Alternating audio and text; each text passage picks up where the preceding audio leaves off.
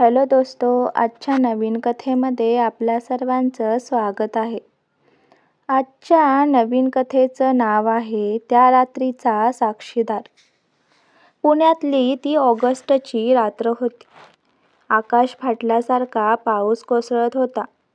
शिवम 32 वर्षांचा crime journalist Sadashiv पेठेतल्या आपल्या जुन्या फ्लॅटमध्ये लॅपटॉपवर रिपोर्ट टाईप करत होता. फोन अचानक व्हायब्रेट झाला. अनजान नंबर. तो उचलताच एका स्त्रीचा आवाज, किंचित घाबरलेला पण कुठेतरी मोहक कंपन असलेला. तुम्ही शिवम पाटील, पत्रकार? हो, पण तुम्ही? मी नाव सांगू शकत नाही. पण तुम्ही जर एका खुनाचं सत्य उघड करायला तयार असाल तर आज रात्री 10 वाजता हॉटेल सॅफ्रॉन रूम 408 मध्ये या.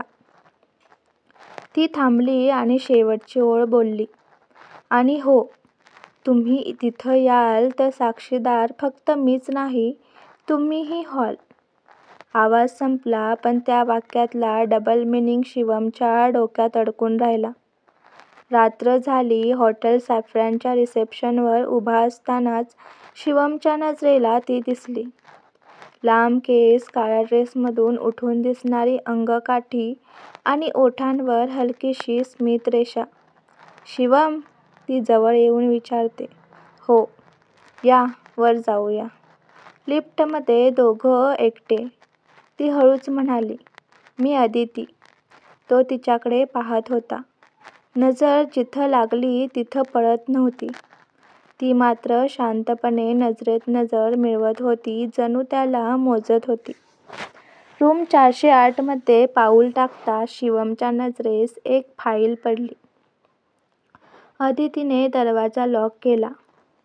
हा खून माझ्या समोर झालाय, ती हळू आवाजात म्हणाली. पण मला कुणी विश्वास ठेवत नाही. शिवमने फाईल उघडली. छायाचित्र होती. एका पुरुषाचा मृतदेह, मानेला खोल जखम, हातावर महागडं सोनेरी घड्याळ.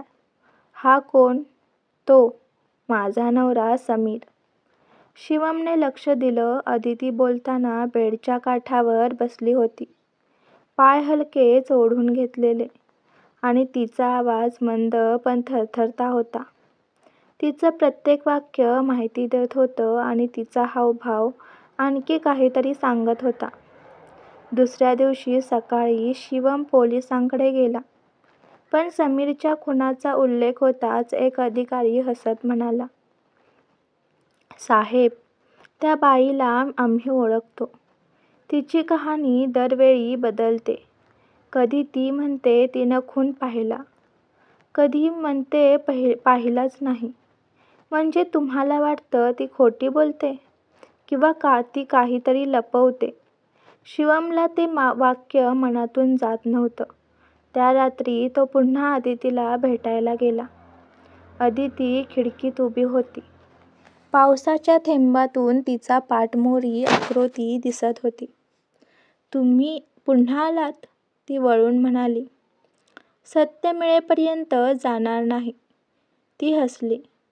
सत्य मिळवणं इतकं सोपं नसतं, शिवम.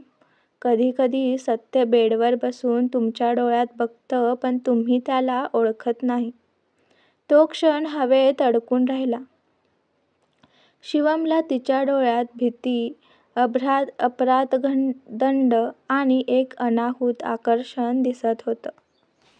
आजची कथा आवडला असल्यास व्हिडिओला लाईक करा, चॅनलला सबस्क्राईब करा आणि कथा कशी वाटली हे कमेंटद्वारे जरूर कळवा.